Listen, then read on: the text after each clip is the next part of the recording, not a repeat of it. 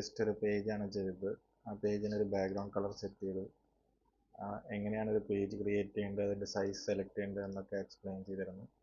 ഇനി നമ്മളതിൻ്റെ മറ്റ് ഭാഗത്തോട്ട് കടക്കുകയാണ്. ഞാൻ ഇവിടെ കാണുന്ന ഈ ഒരു സെക്ഷൻ, അതായത് ഗെറ്റിംഗ് സ്റ്റാർട്ടഡ് എന്ന് പറഞ്ഞൊരു സെക്ഷനാണ് ക്രിയേറ്റ് ചെയ്യാൻ പോകുന്നത്. അത് ഞാൻ ക്രിയേറ്റ് ചെയ്യുമ്പോൾ അത് എക്സ്പ്ലെയിൻ ചെയ്യാം. ഇപ്പം നമുക്ക് നമ്മുടെ ബാക്ക്ഗ്രൗണ്ട് കളർ കുറച്ചും കൂടി ലൈറ്റ് ആയതുകൊണ്ട് നമ്മുടെ പേജ് കളറിൻ്റെ കളർ നമുക്ക് ചേഞ്ച് ചെയ്യാം. പേജ് കളർ എന്ന് പറയുന്നത് നമുക്കിവിടെ ഒരു ആർട്ട് ബോർഡ് ഉണ്ട്, അതിനൊരു ബാക്ക്ഗ്രൗണ്ടിലുള്ള ഒരു ഗ്രേ കളർ, ഒരു ഗ്രേ വൈറ്റ് എന്നൊക്കെ പറയാവുന്ന ഒരു കളറാണുള്ളത്. അപ്പോൾ നമുക്ക് ആ ഒരു കളർ ചേഞ്ച് ചെയ്യാം. അതിന് പോകേണ്ടത് ഇവിടെ നമ്മൾ റൈറ്റ് സൈഡിൽ ഡിസൈനിൽ പേജ് എന്ന് പറഞ്ഞിട്ടൊരു കളറുണ്ട്, അത് നമുക്ക് ചേഞ്ച് ചെയ്യാവുന്നതാണ്. അപ്പോൾ നമുക്കത് ഇഷ്ടമുള്ള ഏത് കളർ വേണമെങ്കിൽ കൊടുക്കാം. ഞാൻ കുറച്ച് ഡാർക്ക് ആക്കുകയാണ്, അപ്പോൾ നമ്മുടെ പേജ് നമുക്ക് കറക്റ്റായിട്ട് കാണാം. പിന്നെ ഞാൻ ഇവിടെ നമുക്കിപ്പോൾ കാണുന്നത് ഒരു ബോക്സ്, ഇതാണ് ഒരു ബോക്സ് ഷേപ്പാണ്.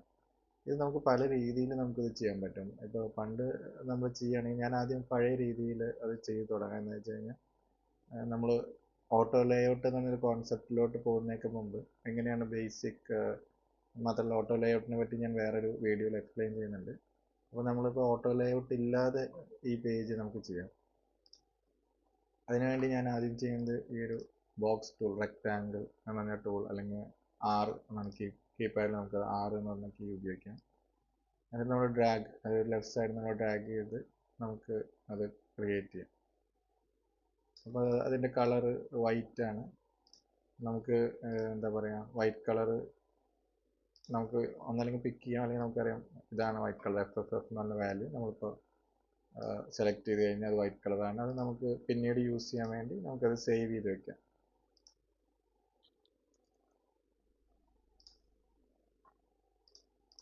ഇപ്പോൾ നമ്മൾ ആ ഒരു ബോക്സ് ക്രിയേറ്റ് ചെയ്തു. അപ്പോൾ അത് വൈറ്റ് കളറിൽ നമ്മൾ ബോക്സ് ക്രിയേറ്റ് ചെയ്തു. നമ്മളിവിടെ ഒരു കർവ് കാണുന്നുണ്ട്, അതിന് കോർണർ റേഡിയസ്, ബോർഡർ റേഡിയസ്, ഇങ്ങനെ പല പേരിലത്, പല ടൂളിലും പല പേരിലായിരിക്കും. നമുക്കപ്പോൾ ആ ഒരു റേഡിയസ് ക്രിയേറ്റ് ചെയ്യാം. ഇത് നമുക്ക് രണ്ട് രീതിയിൽ ചെയ്യാം. ഒന്ന്, നമുക്ക് ഇവിടെ നമ്മൾ മൗസ് മൂവ് ചെയ്യുമ്പോൾ ഇവിടെ നമുക്ക് ഓരോ ഡോട്ട്സ് കാണാം, അത് എല്ലാ സൈഡിലും കാണാം. അത് നമുക്ക് എന്താ പറയുക, നമ്മൾ സെലക്ട് ചെയ്തിട്ട് ഡ്രാഗ് ചെയ്യണമെങ്കിൽ നമുക്ക് റേഡിയസ് ചെയ്യാം. നമുക്ക് ഡ്രാഗ് ചെയ്യുമ്പോൾ നമുക്ക് ലാസ്റ്റ് ഫൈനലി ഒരു സർക്കിൾ, ഇപ്പോൾ ഒരു എക്സാക്റ്റ് ഒരു സ്ക്വയർ ആണെങ്കിൽ നമുക്കതൊരു സർക്കിളായിട്ട് ബിൽഡ് ചെയ്യാം. അല്ലെങ്കിൽ നമുക്ക് എന്താ പറയുക, ഇപ്പോൾ ഞാനിത് ഫുൾ ഡ്രാഗ് ചെയ്യുകയാണെങ്കിൽ ഇത് സർക്കിൾ ആവില്ല, എന്താ വെച്ചാൽ ഇതൊരു എന്താ പറയുക റെക്റ്റാങ്കിൾ ഷേപ്പാണ്, സ്ക്വയർ അല്ല. അപ്പോൾ നമുക്ക് മാനുവലി ഇങ്ങനെ ഡ്രാഗ് ചെയ്യാം, അല്ലെങ്കിൽ നമുക്കൊരു വാല്യൂ എൻ്റർ ചെയ്യാം. വാല്യൂ എൻ്റർ ചെയ്യാൻ ഇവിടെ ഒരു ഐക്കൺ നിങ്ങൾ കണ്ടിട്ടുണ്ടാവും, റേഡിയസിൻ്റെ ഐക്കൺ. അപ്പോൾ ഇതിൽ കറൻ്റ്ലി 10 ആണ്. അപ്പോൾ നമുക്ക് അപ്രോക്സിമേറ്റ്ലി എനിക്ക് തോന്നുന്നത് ഒരു 6 or 8 ആയിരിക്കും ഇതിൻ്റെ വാല്യൂ. ഞാൻ 8 കൊടുത്തു. അത് ഓൾമോസ്റ്റ് എന്താ പറയുക അതുപോലെ തന്നെ ഉണ്ട്. ഓക്കെ, വേറൊരു മെത്തേഡും കൂടി ഉണ്ട്. നമുക്കിപ്പോൾ ഈ ഫിഗ്മയിൽ എല്ലാ വാല്യൂസും നമ്മൾ അവിടെ മൗസ് ഓവർ ചെയ്യുമ്പോൾ നമ്മളതിൻ്റെ ഒരു കഴ്സർ ചേഞ്ച് ആവുന്നത് കാണാം. അപ്പോൾ നമുക്കിപ്പോൾ ഇവിടെ 8 കാണുമ്പോൾ ഇത് നമ്മൾ ലെഫ്റ്റോ റൈറ്റിലോട്ടോ ഡ്രാഗ് ചെയ്താൽ അങ്ങനെ നമുക്ക് വാല്യൂസ് ചേഞ്ച് ചെയ്യാം. ഞാൻ പേഴ്സണലി അധികം അത് ഉപയോഗിക്കാറില്ല. എന്താ വെച്ചാൽ ഞാൻ പൊതുവെ എക്സാക്റ്റ് വാല്യൂ എൻ്റർ ചെയ്യാണ് ചെയ്യാറ്. അപ്പോൾ നമ്മളിപ്പോൾ ആ പാർട്ട് ക്രിയേറ്റ് ചെയ്ത് നമ്മളൊരു ബോക്സ് ക്രിയേറ്റ് ചെയ്തു. ടെക്സ്റ്റുകൾ ടൈപ്പ് ചെയ്യാം. ഞാൻ കറൻ്റ്ലി റഫ്ലി ടൈപ്പ് ചെയ്യാൻ പോവാണ്. അപ്പോൾ നമ്മൾ ടെക്സ്റ്റ് ടൈപ്പ് ചെയ്യാനായിട്ട് ഈ T എന്ന് പറയുന്ന ടെക്സ്റ്റ് ടൂൾ, അതായത് ഒന്നെങ്കിൽ നമുക്ക് T എന്നാണ് ഷോർട്ട് കട്ട് ഉപയോഗിക്കാം, അല്ലെങ്കിൽ നമുക്ക് ടൈപ്പ് ചെയ്യാം. അപ്പോൾ ഈ പേജിൽ എവിടെയെങ്കിലും, ഞാനിപ്പോൾ അലൈൻമെൻറ്റിനൊന്നും പറ്റി പറയുന്നില്ല, ജസ്റ്റ് ടൈപ്പ് ചെയ്യണം ഡാഷ്ബോർഡ്. ഇപ്പോൾ അതുണ്ട്, അതിൻ്റെ ഫോണ്ട് ഒന്നും ഞാനിപ്പോൾ ചേഞ്ച് ചെയ്യുന്നില്ല. പിന്നീട് ഞാൻ എനിക്ക് ഇവിടെ നമുക്ക് ഗെറ്റിംഗ് സ്റ്റാർട്ട് പറഞ്ഞ ടെക്സ്റ്റ് വേണം. അതിന് വേണ്ടിയിട്ട് ഞാൻ പുതിയ ടൈപ്പിംഗ് ടൂൾ വെച്ച് ടൈപ്പ് ചെയ്യുന്നില്ല. ഞാൻ യൂഷ്വലി ചെയ്യാറുള്ളതെന്ന് വെച്ച് കഴിഞ്ഞാൽ ഞാൻ അതിൻ്റെ ഒരു കോപ്പി എടുക്കും. കോപ്പി എടുക്കാനായിട്ട് നമ്മൾ ഓൾട്ട് ആൻഡ് ഡ്രാഗ്, അത് ഓൾട്ട് പ്രസ് ചെയ്തുകൊണ്ട് നമ്മൾ ഡ്രാഗ് ചെയ്താൽ മതി. അപ്പോൾ നമുക്കൊരു കോപ്പി ഉണ്ടാവും. ഇതിപ്പോൾ വൈറ്റ് ബാക്ക്ഗ്രൗണ്ട് ആയതുകൊണ്ട് നമ്മൾ കളർ കാണുന്നില്ല. തൽക്കാലത്തേക്ക് ഞാനൊരു കളർ, വെറുതെ ഒരു കളർ ചേഞ്ച് ചെയ്യാണ്. എന്നിട്ട് ടൈപ്പ് ചെയ്യാണ് ഗെറ്റിംഗ് സ്റ്റാർട്ട്. പിന്നെ നമുക്ക് വേണ്ട ടെക്സ്റ്റ്, ഓക്കെ,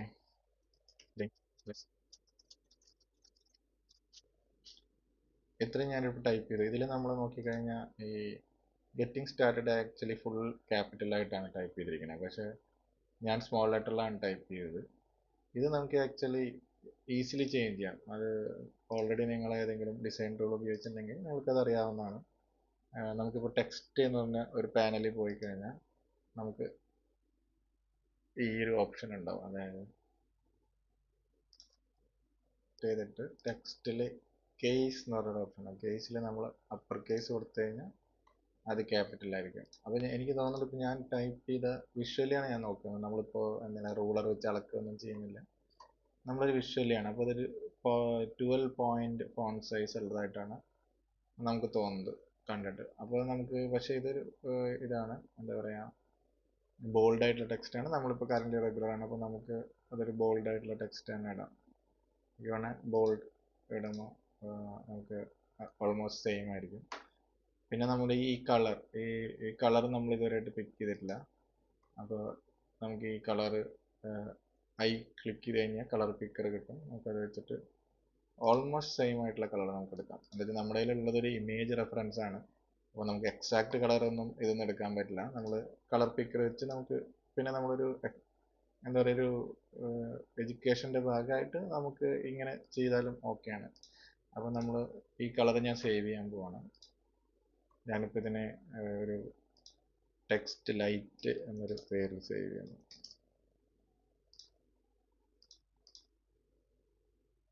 പിന്നെ ഈ ജെയിൻ ലെറ്റ്സ് ഫിനിഷ് എന്ന് പറഞ്ഞ ടെക്സ്റ്റ് അത് കുറച്ചുകൂടി വലിയ ടെക്സ്റ്റാണ്. അപ്പോൾ അതിൻ്റെ കളർ ഒരു ഡാർക്ക് ബ്ലൂ ആണ്. അത് നമുക്ക് ഐ വെച്ച് പിക്ക് ചെയ്യാം. ഞാനിപ്പോൾ തൽക്കാലത്തിന് അതിന് ടെക്സ്റ്റ് ബ്ലൂ എന്നാണ് ഇടുന്നത്. അതും ഒരു ബോൾഡ് ആയിട്ടുള്ള ഒരു ഫോണ്ടായിട്ടാണ് എനിക്ക് ഫീൽ ചെയ്യുന്നത്.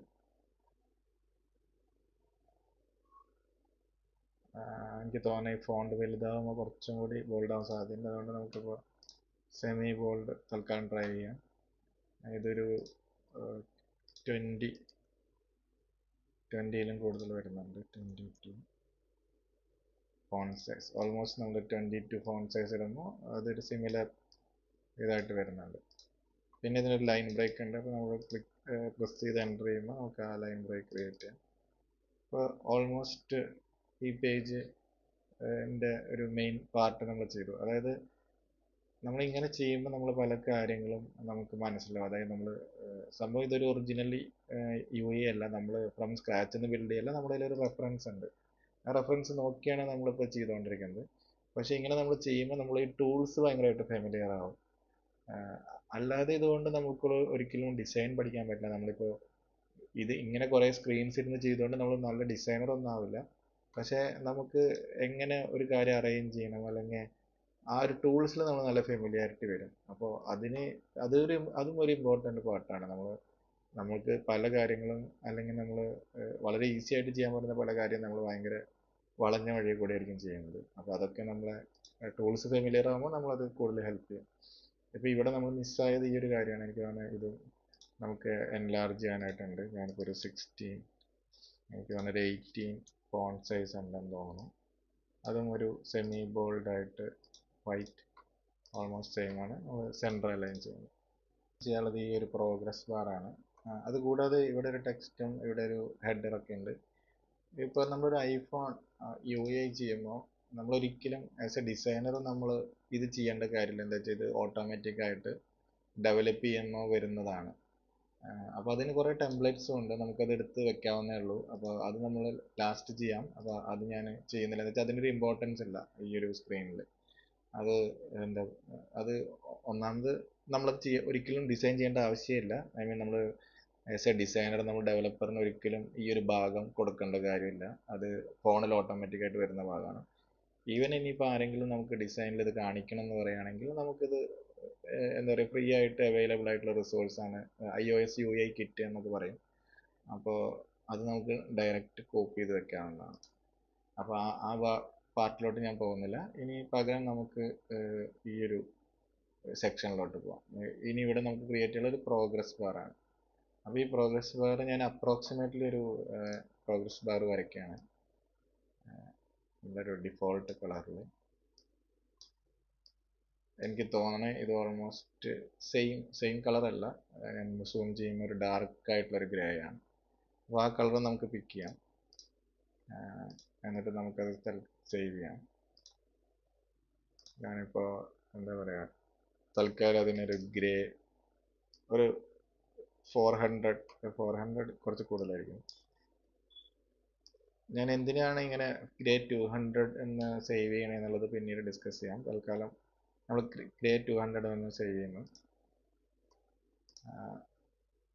അതിനുശേഷം നമുക്ക് ഈ ഒരു കോർണർ റേഡിയസ് ക്രിയേറ്റ് ചെയ്യണം. അപ്പോൾ അത് ഞാൻ നേരത്തെ പറഞ്ഞ പോലെ നമുക്ക് മറ്റൊരു കാര്യം കൂടി, ഇപ്പോൾ നമുക്കൊരു അപ്രോക്സിമേറ്റ്ലി ഇതെന്താണ് സൈസ്, ഈ പ്രോഗ്രസ് ബാറിന് എന്താണ് സൈസ് എന്ന് അറിയണമെങ്കിൽ നമുക്ക് വേണമെങ്കിൽ ഒരു ബോക്സ് വരച്ച് നോക്കാം. അപ്പോൾ ഞാനൊരു ജസ്റ്റ് ഒരു റെക്റ്റാങ്കിൾ ടൂൾ എടുത്ത് ഇതിൻ്റെ മുകളിലൂടെ ഒരു ബോക്സ് വരച്ച് നോക്കി.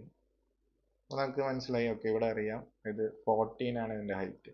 അപ്പോൾ നമുക്ക് ആക്ച്വലി ഇവിടെ പോയിട്ട് ഇത് സെലക്ട് ചെയ്തിട്ട്, ഇതിപ്പോൾ ഞാൻ റഫായിട്ട് വരച്ചപ്പോൾ 15 ആയിരുന്നു, നമുക്കത് 14 ആക്കാം. ഇപ്പോൾ സെയിം ഇതായി. ഇതേപോലെ നമുക്ക് ഈ റേഡിയസും ചെക്ക് ചെയ്യാവുന്നതാണ് കേട്ടോ. അതായത് നമുക്ക് ഈ റേഡിയസ് ഇപ്പോൾ ഇവിടെ വരയ്ക്കുകയാണെങ്കിൽ, ഇപ്പം ഞാനൊരു ബോക്സ് വരയ്ക്കുമ്പോൾ അതിൻ്റെ ബാക്കിൽ എന്താണെന്ന് കാണാനില്ല. അത് നമുക്ക് കാണാനായിട്ട് നമുക്ക് ഈ ഇവിടെ ഈ കളറിൻ്റെ അപ്പുറത്ത് 100% വാല്യൂ ഉണ്ട്. അത് അതിൻ്റെ ഒപ്പാസിറ്റി വാല്യൂ ആണ്. അത് നമുക്ക് 50 കൊടുത്താൽ അതിൻ്റെ ബാക്ക്ഗ്രൗണ്ട് നമുക്ക് കാണാം. എന്നിട്ട് നമുക്ക് ഈ റേഡിയസ് അഡ്ജസ്റ്റ് ചെയ്താൽ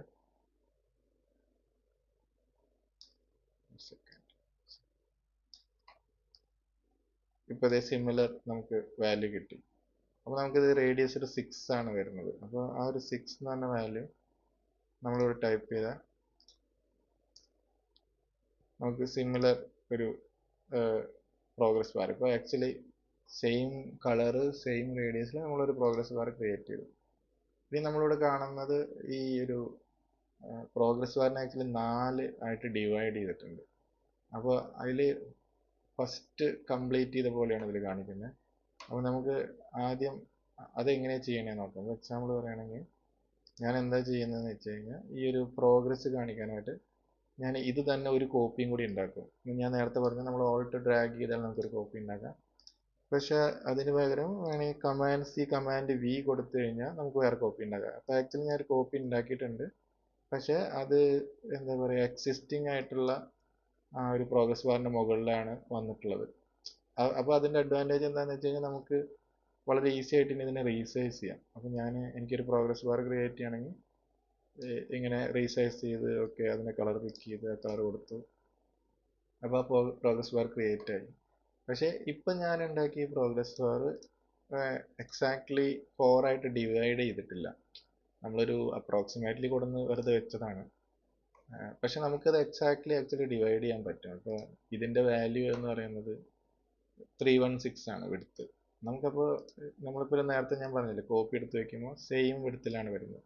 അപ്പോൾ നമുക്ക് 316/4 എന്നുള്ളൊരു കാൽക്കുലേഷൻ നമുക്ക് ഇവിടെ തന്നെ ചെയ്യാൻ പറ്റും. എന്നിട്ട് എൻ്റർ കൊടുത്താൽ ഓട്ടോമാറ്റിക് കാൽക്കുലേറ്റ് ആയിട്ട് അത് ചെറുതായിട്ട് വരും.